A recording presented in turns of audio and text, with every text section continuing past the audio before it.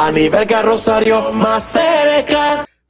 Bueno, gracias por continuar más cerca. Qué honor trabajar para todos ustedes. Nuestra entrevista central, bueno, con el hombre del momento, el ministro de Trabajo, Luis Miguel de Camps García, está con nosotros. Así que lo recibimos con muchísimo gusto. Ministro, buenas noches. Bienvenido a Nivelca más cerca. Un honor conversar para usted.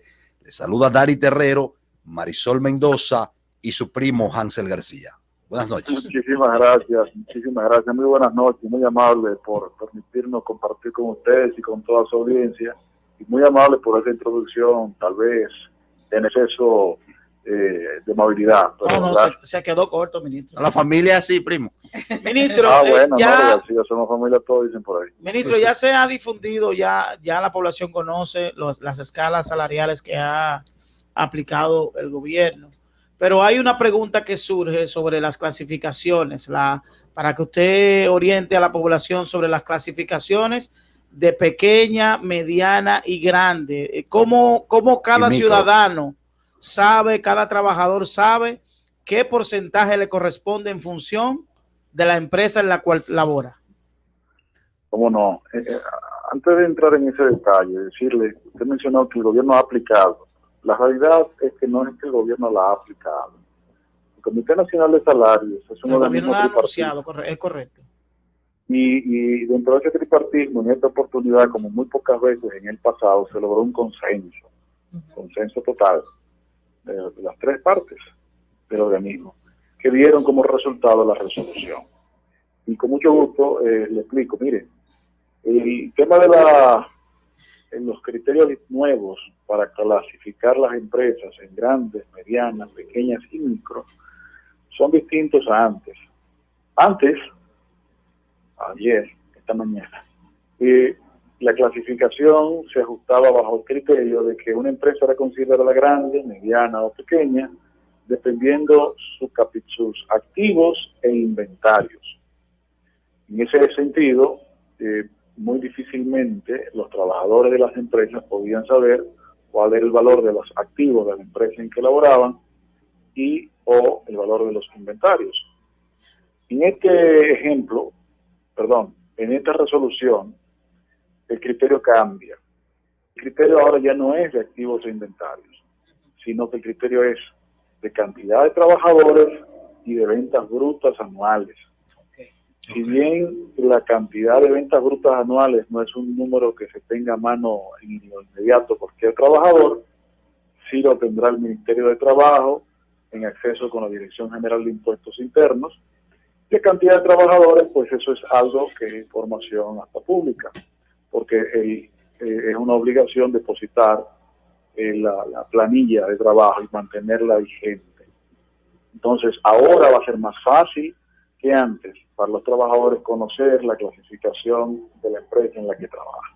Ministro, sí, y en ese mismo orden, ¿qué pasa si una empresa, por ejemplo, una pequeña empresa, tiene los ingresos que la califican, la venta como tal, por encima de los 8 millones de pesos mensual, tengo entendido, pero anual, pero lo que tiene son, por ejemplo, 5 empleados, por ejemplo, un dealer de carros que no necesita más de 5 empleados, 4 o 5 empleados, ¿verdad? Una empresa de comunicación, pero que de repente vende 10 millones, 12 millones, 15 anuales. ¿Cómo la clasificamos? Precisamente ese escenario fue contemplado y revisado y discutido, y la solución cubre esa eventualidad. Okay. En casos como ese, la resolución establece que se califica a la empresa por cualquiera de los dos, ventas o trabajadores, pero la que lleva a la empresa al nivel más alto. Okay. Si usted tiene una empresa, como usted acaba de decir, que cumple criterios de una clasificación y criterios de otra clasificación, se clasificará por aquello que es más alta de las dos. Es con el objetivo de que los trabajadores tengan el derecho a un salario mínimo más alto. Eso quiere decir, ministro, que en ese arreglo el trabajador está siendo tomado en cuenta y tendrá mejor perspectiva de ganar. Así es, no solamente tomado en cuenta, diríamos nosotros que priorizado.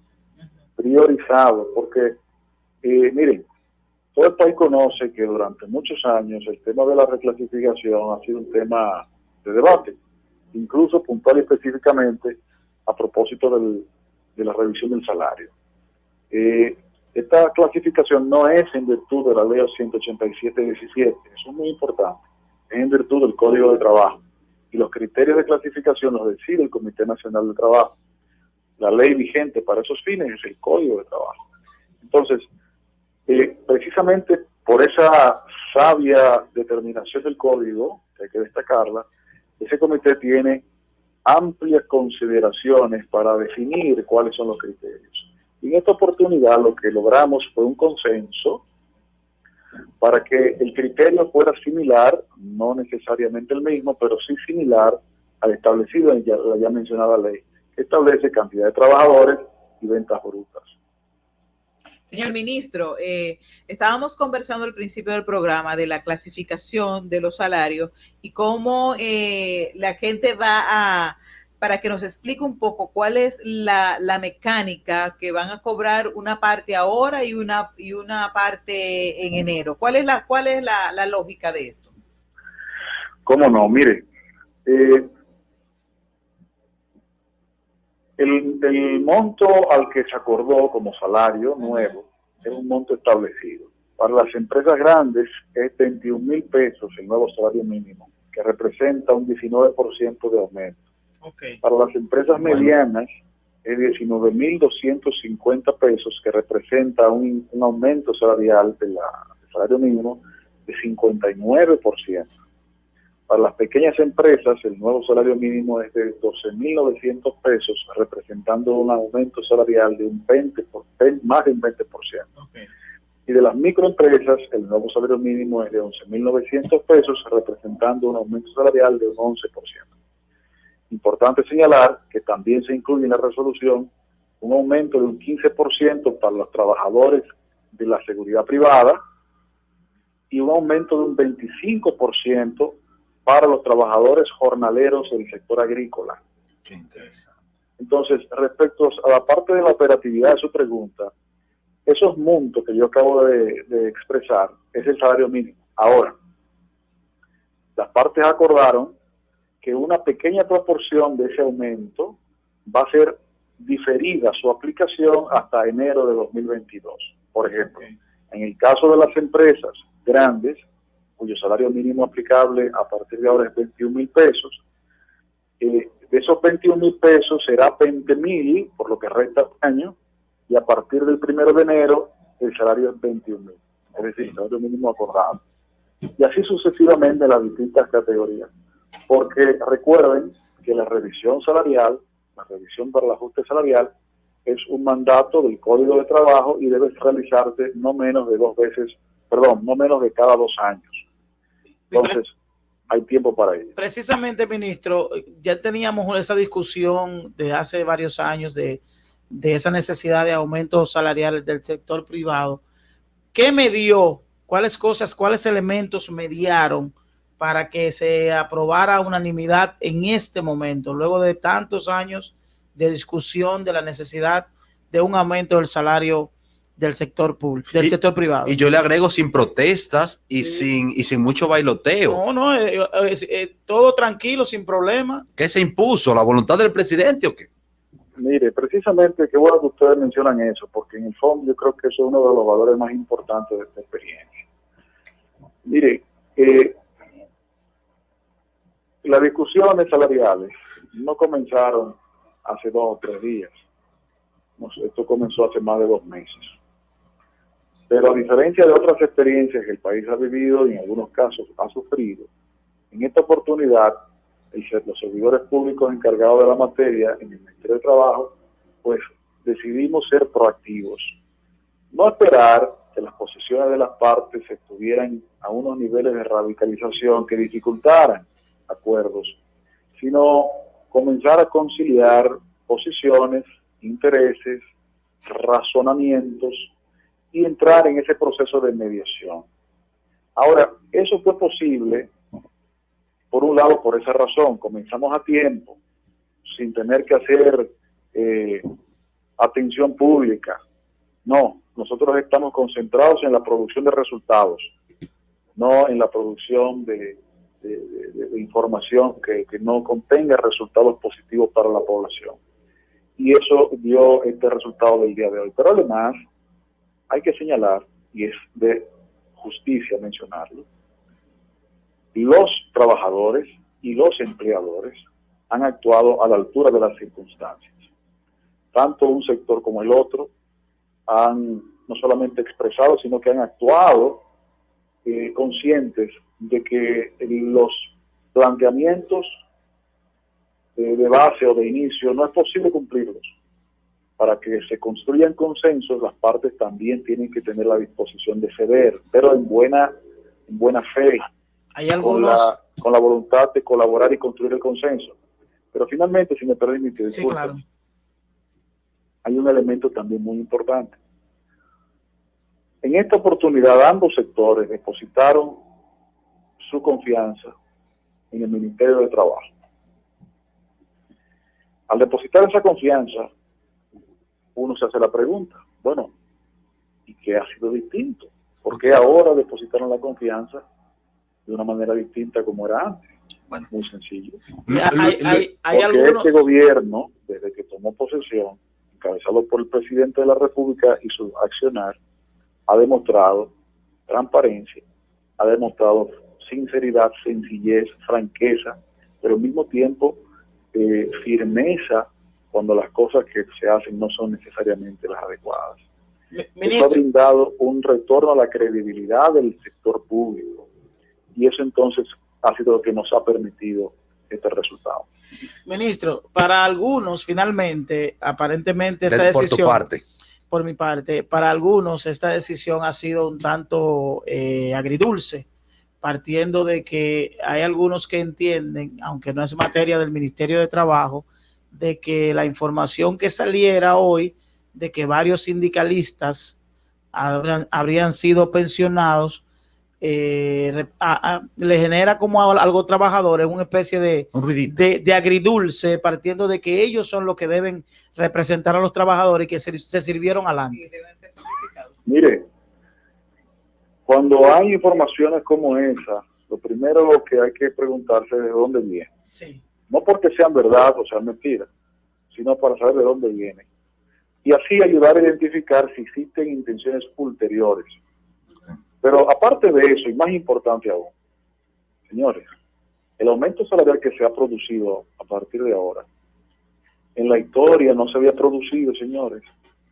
Aunque a nivel de promedio, un 24%.